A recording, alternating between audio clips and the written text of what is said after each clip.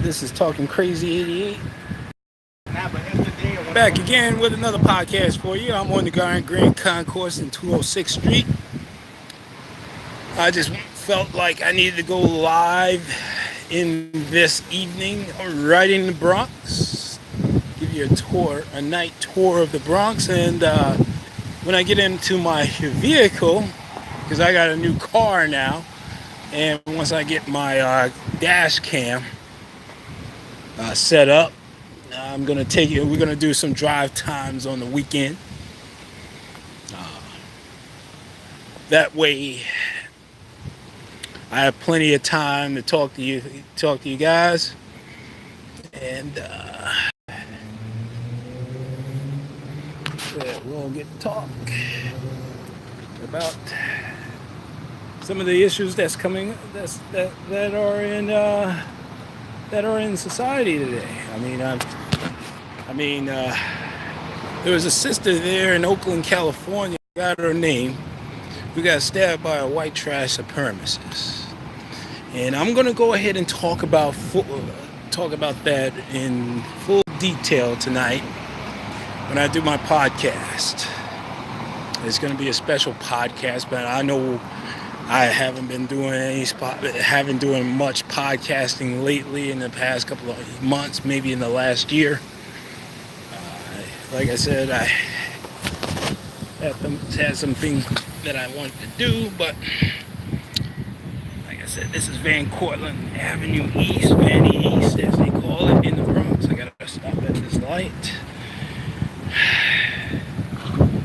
No, yeah, that's the apartment building Rob Reiner used to live. And I don't know if you'll watch the TV show All in the Family. Rob Reiner, he grew up in this apartment building right here. And in this apartment building, Miss Penny Marshall grew up in this apartment building here, right across the street. And they were both married. So, anyway, who cares? Fuck it, who cares? I'm just going home. Just came from Buffalo Wild Wings at my spot. I just wanted to just hang out for a little bit on my day off. I got a couple of days off, so fuck it.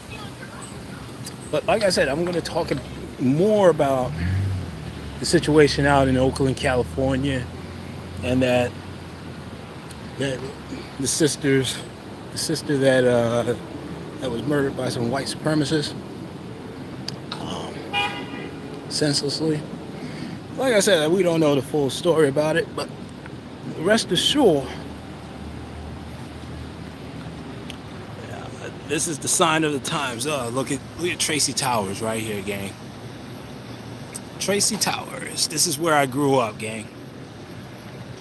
Right on Meshulla Park in the Bronx, 40 West Meshulla Parkway, 31A.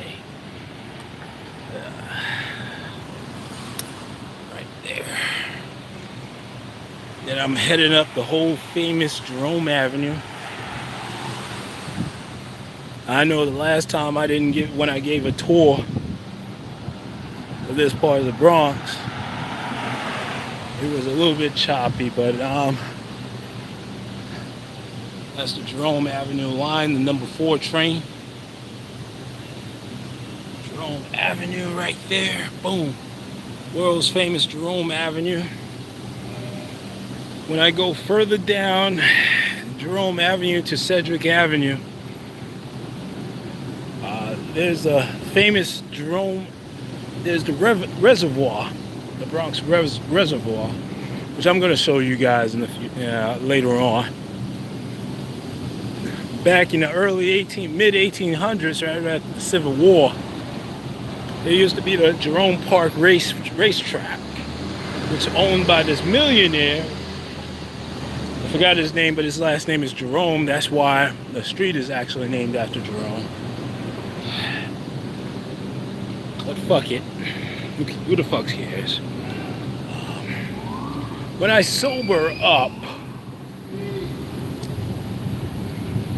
I'm just gonna go ahead and cross the street. across the street for a minute. Uh, Going to Air Afrique, just Tracy Towers, Bronx 28, the Bronx 28 bus. There's Tracy Towers right there. That's the namesake. But yeah, I'm gonna sit right here. I'll sit down at the 28 bus stop. But gang, I just wanted to go ahead and talk about what's going on in Oklahoma. Oakland, California. And that young lady who was murdered, we got a family friend that was running around saying that the African American or black people should just stand down. And not for nothing, you shouldn't be listening to that fucking coon. And this is the message to the people in Oakland. You should not stand down. You should rise up. And then black folks should be rising up in America right now, because a lot of our black men, women, and children,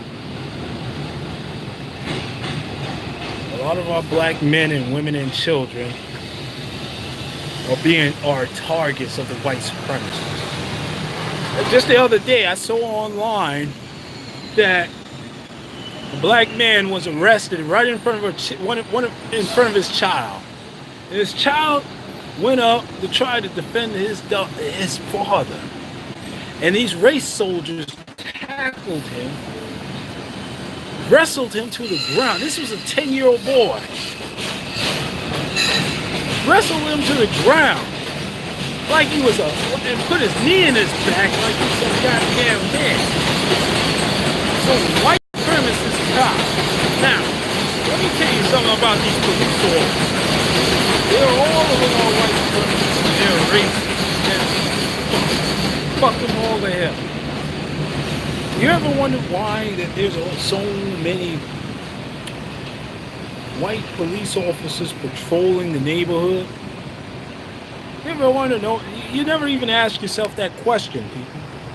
Why are so many white cops in a so-called black neighborhood patrolling? Now, I understand that there was probably an arrest warrant for this brother. He broke the law. He probably broke the law. Then he has to suffer the consequences of it. But and you got to do what you got to do. If you got to make an arrest in front of in front of his family, fine. But to treat this young man, this young boy, as a criminal and rough him up like that, bullshit. Now I know that they had to detain him like he's because you can't have people run up on a police officer.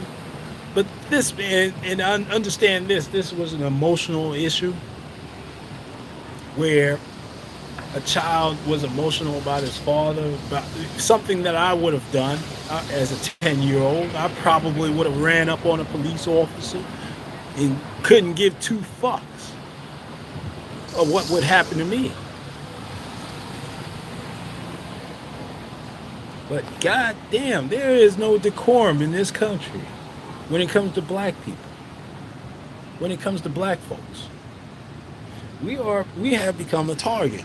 Now, and also I'm going to talk about a video that I saw where a young 15-year-old black man, he's not a man, a black young boy was assaulted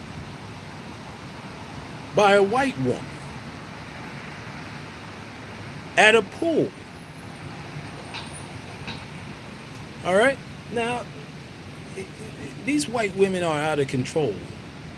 See, everybody was lauding him about being in self-control, having control of himself. But I laud him about being in control over his emotions and not reacting. But here's the thing. If he had reacted, I would have still been even more proud of him because he stood up for himself. He didn't allow some white supremacists to run up on him and attack him, because that's what this white woman was. It was a white supremacist who ran up on a 15-year-old boy for no goddamn reason. And everybody and the adults that was there didn't do anything. Didn't do anything. So, needless to say, people, we got a fucked up society where black children would get assaulted by some race soldier, some white supremacist. However, if it was a white child, nothing would happen to him. It's just utterly ridiculous. It's fucked up, and it's chicken shit. See, this is why I'm telling all you brothers out there, brothers and sisters out there, if you're being attacked and accosted by a white supremacist, don't just push him down, don't just knock him out. Don't just knock him and push him down and knock him down. You make sure that white nigga gets knocked out. Okay? You make sure he gets knocked the fuck out, and you frisk him, and you just make sure he doesn't have any weapons on him. Or if you didn't knock him out, just make sure he doesn't have any weapons on him so they can retaliate and claim self-defense like that chicken shit motherfucker down in Florida.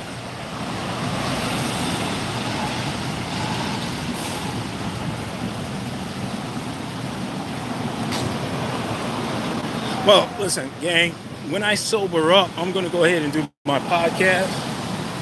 So this is Talking Crazy 88, and I am out of here, people. And black folks, take care of yourself, all right?